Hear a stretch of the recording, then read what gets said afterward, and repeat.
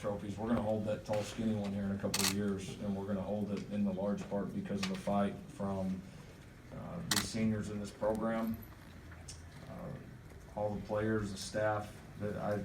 We've had some really good teams here the last 4 years, but I don't know if we've ever had a team, and I just told them this in the locker room, that has had the fight in them that this team has, and that's going to do wonders for our program. That's going to make us a better program, what this team did this year. And so I'm thankful for them, thankful for a historic senior class that did something that no Big 12 team or no Oklahoma team has ever done, in winning 4 straight Big 12s, and countless other honors, awards, great wins. And so it's been a hell of a ride.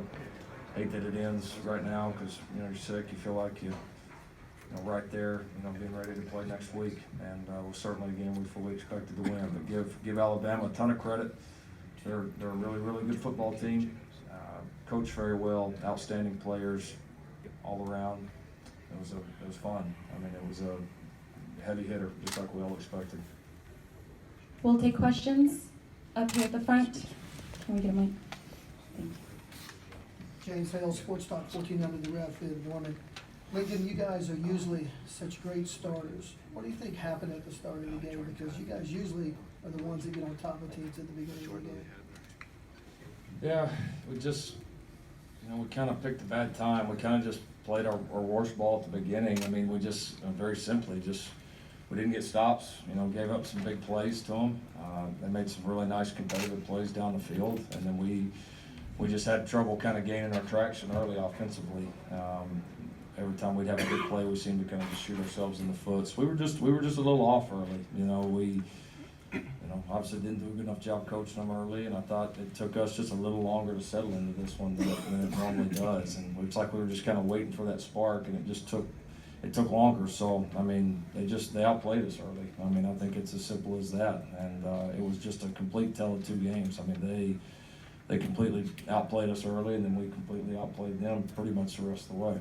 Of all the adversity that we faced this year, all the tough games, all the times that we were down, people counted us out, and I just wanted to make sure that the entire team heard that message. And listen, you can go yell and holler and say whatever you want as a coach. There's not any magic words that I said. The credit goes to these guys up here and those guys in the locker room, because they're the one that went and did something about it, and played pretty good football from that on out. So no magic words. That's just the guts of this team. I was just making sure they didn't forget that, and they damn sure didn't.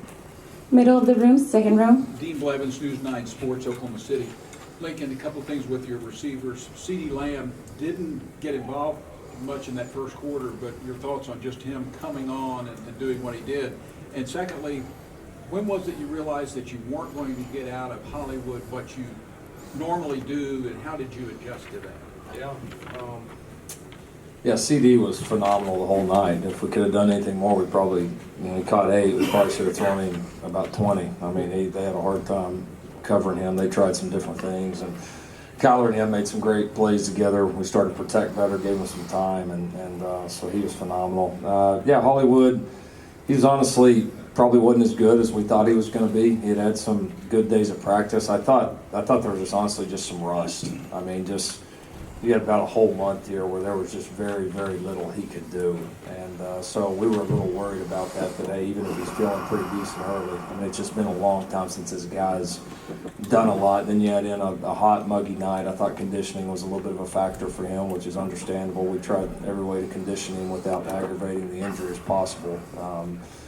I honestly probably thought we would get a little bit more out of him, but as we got into the game, you could tell he just wasn't quite himself. And so proud that Charleston Rambo stepped in and made some big plays for us there, and bodes well for the future for him. Right side of the room, far right side of the room. For Lincoln, John Hoover, John Hoover, the franchise, sorry. Last year I asked you how close you were to winning a national championship, and you guys were inches away from beating Georgia, and they're inches away from beating Alabama. This year, when you step back and look at it, I know it's early, but how close are you to winning a national championship?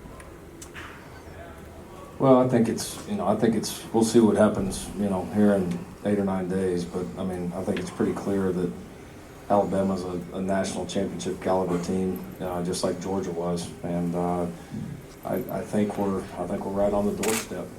there's no doubt. And I think the talent level is growing.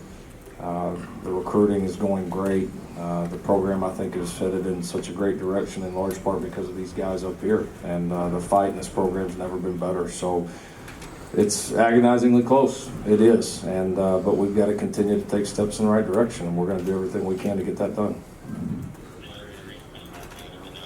Can I get a microphone here to the front?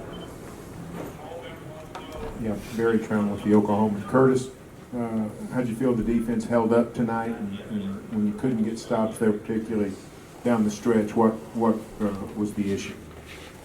We just flat out didn't play good enough. I thought we came out on the first drive a little bit too aggressive. I thought they were gonna try to out-physical us from the beginning of the game, and they kind of mixed it up on us, and we didn't adjust to it well enough.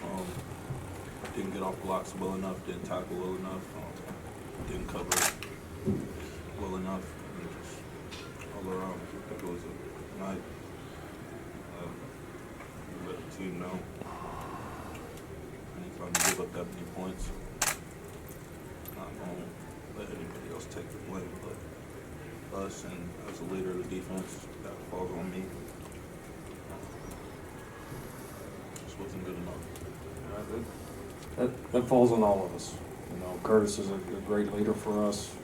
Proud of that kid where he was 2-3 years ago to where he is now. He's been a great leader, been a spark plug for us all year.